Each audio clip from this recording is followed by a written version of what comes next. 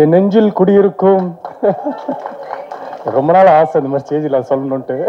நம்ம மாண்புமிகு தமிழக முதலமைச்சர் விஜய் அண்ணனோட சாயல் இருந்தது அப்படின்ட்டு இங்கேயே இப்போ ஒரு பெரிய வானிலை மாற்றம் வந்திருக்கு.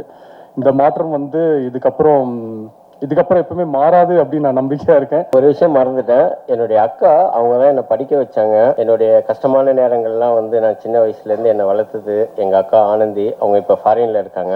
அவங்களுக்கும் அக்கா ஐ லவ் யூ. சாரிக்கா, மறந்துட்டேன், மன்னிச்சுங்கக்கா. என் நெஞ்சில் குடியிருக்கும் ரொம்ப நாள் ஆசை இந்த மாதிரி ஸ்டேஜில் சொல்லணுன்ட்டு. ஸோ இங்கே வந்திருக்க அனைத்து பெரியவர்களுக்கும், மீடியா நண்பர்கள், பத்திரிகை நண்பர்கள், ஃப்ரெண்ட்ஸ், ஃபேமிலி, அப்புறம் நம்ம celebrities, Murugadoss sir, Sasi sir, Snehan sir, அப்புறம் என்னோட fight master, editor, music director and cameraman sir, எல்லாருக்குமே ரொம்ப தேங்க்ஸ். ஏன்னா எல்லாருக்குமே இப்போ வந்து பிஸியாக எல்லாருக்குமே ஒர்க் இருக்கும். ஸோ அதெல்லாம் விட்டுட்டு சரி இவங்க கூப்பிட்றாங்களே, சரி போய் பார்ப்போன்னு ஒரு அன்போடு இங்கே வந்திருக்க எல்லாருக்குமே ரொம்ப ரொம்ப நன்றி. அது இந்த டைமை நீங்கள் ஸ்பெண்ட் பண்ணுறது வந்து நான் ரொம்ப ப்ரீஷியஸாக பார்க்குறேன். உண்மையிலே இது ரொம்ப சீரியஸாக ரொம்ப ரொம்ப தேங்க்யூ ஸோ மச் இங்கே வந்ததுக்கு. இப்போ இவ்வளோ பேசணும் கேட்டதில் நம்ம என்ன பேசணும், இப்போ நம்ம எந்த ஃபங்க்ஷனில் இருக்குன்னே மறந்துட்டேன். ஸோ எனக்கு ஆக்சுவலி வந்து ஜென்ரலாக உங்களுக்கு எந்த டைரக்டர் ரொம்ப பிடிக்கும் அப்படின்னு என் ஃப்ரெண்ட்ஸ் சர்க்கிளில் ஃபேமிலிஸ் எல்லாம் அப்பப்போ கேட்பாங்க. நான் எப்போவுமே சொல்கிற ஒரே பேர் வந்து ஏஆர் முருகதாஸ். எப்போவுமே நான் சொல்லுவேன். கொஞ்ச நாள் போக போக அவங்க என்ன பண்ணாங்கன்னா, சரி வேறு ஏதாச்சும் இவன் பதில் சொல்கிறான்னா பார்க்கலாம்னு சொல்லிட்டு ஆப்ஷன் தரும் அப்படின்னு சொல்லிட்டு Maniratnam sir, Shankar sir, AR Murugadoss sir யார் உனக்கு பிடிக்கும் அப்படின்னு கேட்டால் அப்பயும் நான் ஏஆர் முருகதாஸ் சார் தான் பிடிக்கும் அப்படின்னு சொல்லுவேன். ஏன்னா எனக்கு உண்மையிலேயே நான் வந்து அவரோட படங்கள் பார்த்து எனக்கு எந்த அளவுக்கு பிடிச்சதோ, அவர் கூட எங்கேயுமே பொண்ணுன்ற படம் அவர் ப்ரொடியூஸ் பண்ண படம். ஸோ அந்த படத்தில் நடிக்கும் போது அவரோட கேரக்டர் அந்த பிஹேவியர்ஸ்லாம் பார்த்து நிறைய நான் ஃபாலோ பண்ண ஆரம்பிச்சிட்டேன். அவருக்கே தெரியாமல் ரொம்ப ஸ்வீட். ஒரு விஷயத்த வந்து கரெக்டாக புரிகிற மாதிரி சொல்லுவார். ஸோ என்கிட்டயும் அப்படி ஒன்று சொன்னார். இன்னைக்கு வரைக்கும் நான் ஃபாலோ பண்ணிகிட்ருக்கேன். ரொம்ப ஸ்வீட்டாக வந்து படம் ஃபஸ்ட்டு எங்கேயுமே போதும் ஃபஸ்ட் டே ஷூட்டிங்கில் மார்னிங் ஒரு 7 o'clock வந்துட்டு ஸ்டார்ட் பண்ண போகிறோன்னு சார் வந்திருந்தார். அப்புறம் என்கிட்ட வந்து உங்ககிட்ட ஒரு சின்ன ரிக்வெஸ்ட் அப்படின்னாரு. சார் சொல்லுங்கள் சார் அப்படின்னா, நீங்கள் வந்து ஷூட்டிங் டைமில் மட்டும் கொஞ்சம் ஏர்லியராக தூங்கிடுங்க. ஏன்னா நீங்கள் லேட்டாக தூங்குனீங்கன்னா அதுக்கப்புறம் அது ஒரு டார்க் சர்க்கிள்ஸ் வரும். நீங்கள் அதை ஹைட் பண்ணுறதுக்கு ஒரு மேக்கப் போடுவீங்க. அந்த மேக்கப்பை பேலன்ஸ் பண்ணுறதுக்கு கேமராமேன் சார் வந்து லைட்ஸ்லாம் செட் பண்ணணும். ஸோ அது அப்படின்னு எல்லாமே மாறும். ஸோ உங்களோட ஒரு சின்ன தூக்கம் வந்து பின்னாடி உங்களோட வேலைகள் இவ்வளோ பாதிக்கும் அப்படின்னு சொன்னது எனக்கு அவ்வளோ புரிஞ்சுது. சார் நான் ஜென்ரலாகவே சீக்கிரம் தூங்கிடுவேன் சார், பட் இன்னிலேருந்து நான் சீக்கிரம் தூங்கிடுறேன் சார் அப்படின்ட்டு. ஷூட்டிங்லாம் இப்போ கூட ஷூட்டிங் எனக்கு நாளைக்கு மார்னிங் ஷூட்டிங்னா அந்த 10:30க்கு எனக்கு முருகதாஸ் சார் ஞாபகம் வந்துடுவார். நல்லவேளை எனக்கு கல்யாணம் ஆகலை சார், இல்லை ஒய்ஃப் கிட்ட சொல்லிட்டு சார் தூங்க சொல்லியிருக்காரு, நான் படுக்கிறேன் பாய். இப்போ வரைக்கும் நான் அதை ஃபாலோ பண்ணிட்டு இருக்கேன். அது எனக்கு வந்து ரொம்ப ஹெல்ப்ஃபுல்லாகவே இருக்குது சார். அந்த பழக்கமே வந்து அந்த ஏர்லி ஸ்லீப் அப்படின்ற பழக்கம் நமக்குள்ளே இருக்கும்போது அது 100% மார்னிங் வந்து ஏர்லியராக வேக்கப் பண்ணி ஆகணும். ஸோ அது ரொம்ப பெரிய விஷயம். அது ஃபாலோ பண்ணும்போது அது எல்லாருக்குமே தெரியும். ஸோ அதுக்காக ரொம்ப ரொம்ப தேங்க்ஸ் சார். ஆண்ட்ராய் வராமல் பார்த்துக்கிறேன் சார். அப்புறம் இந்த படத்தில் வந்து மியூசிக் டைரக்டர் வந்து ஃபஸ்ட்டு வேற ஒரு மியூசிக் டைரக்டர் பேசிகிட்டு இருந்தாங்க. அதுக்கப்புறம் டிஸ்கஸ் பண்ணி டைரக்டர் சார் வந்து நம்ம மூக்குத்தி அம்மனோட மியூசிக் டைரக்டர் தான் நம்மளுக்கு அப்படின்னாங்க. ஓகே சூப்பருங்க, வெரி நைஸ் அப்படின்னு சொல்லிட்டு ஃபஸ்ட்டு சாங் கம்போஸ் பண்ணிவிட்டு அந்த சாங் வந்து கேட்டேன் நான்.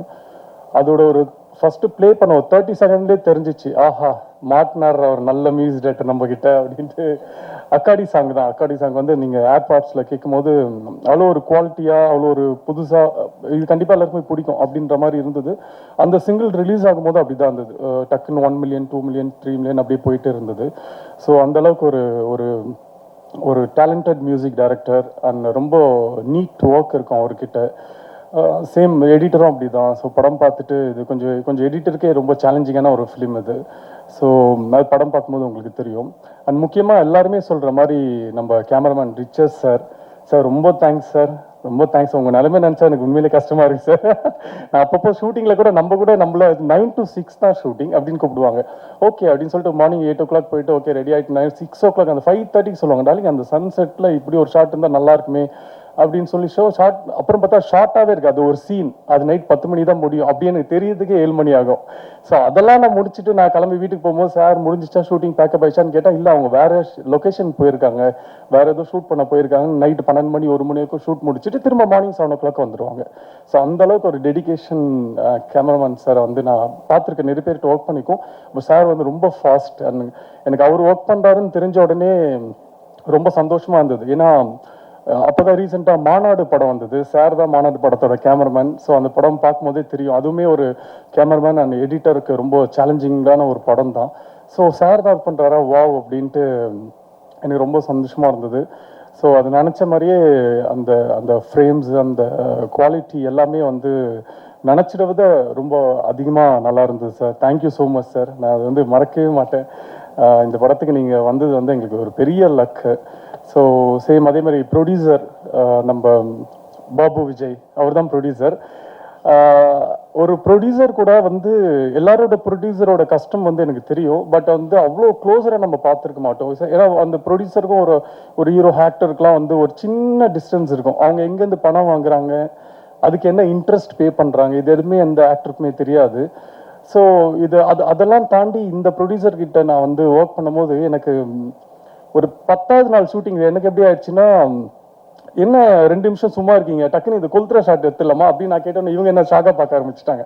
ஸோ அந்த அளவுக்கு ஒரு ப்ரொடியூசர்னா இவ்வளோ கஷ்டங்கள் இருக்கு அப்படின்றது எனக்கு இந்த படத்துல தான் ரொம்ப க்ளோஸராக தெரிஞ்சது.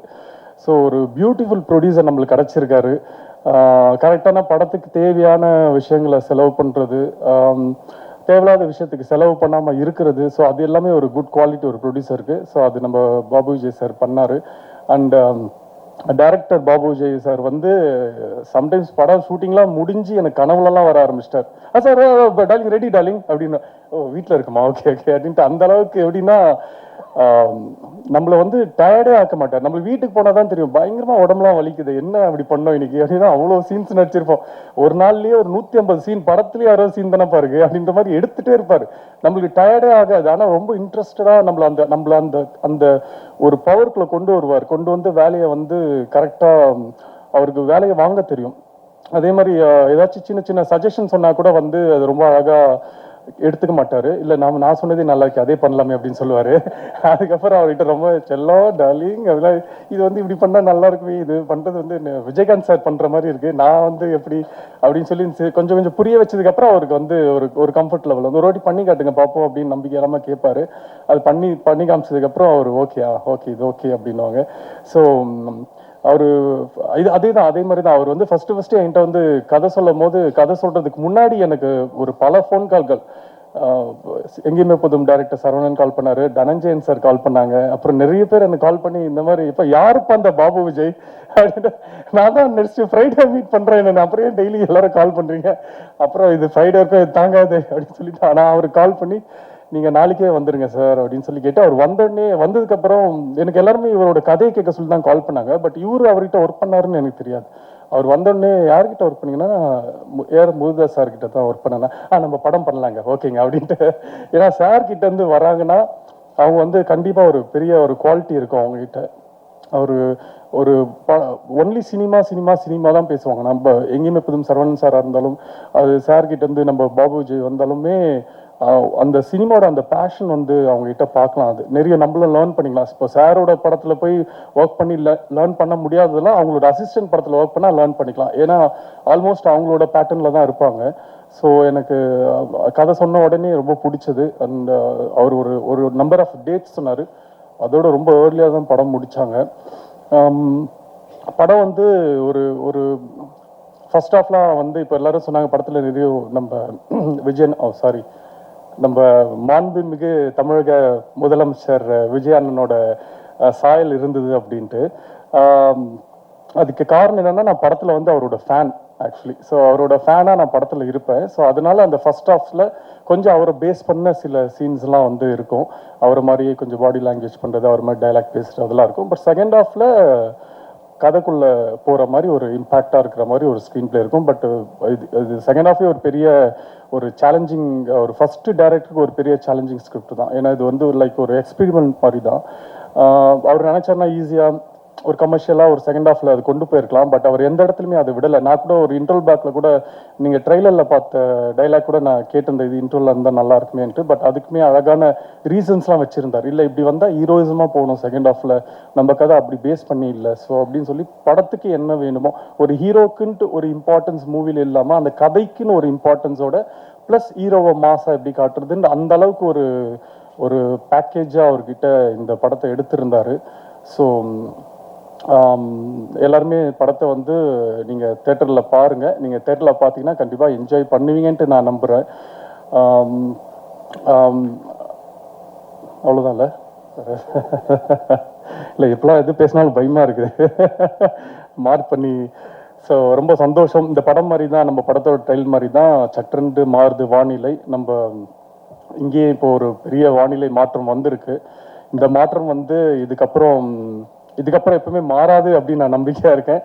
உங்களுக்குலாம் பிடிச்ச ஒரு கிளைமேட்டாக தான் இனிமேல் இருக்கும் தமிழ்நாடு. ஸோ ரொம்ப தேங்க்ஸ். எல்லாருமே இந்த படத்தை வந்து தேட்டரில் வந்து பாருங்கள். இங்கே வந்த எல்லாருக்குமே ரொம்ப ரொம்ப நன்றி. Thank you so much.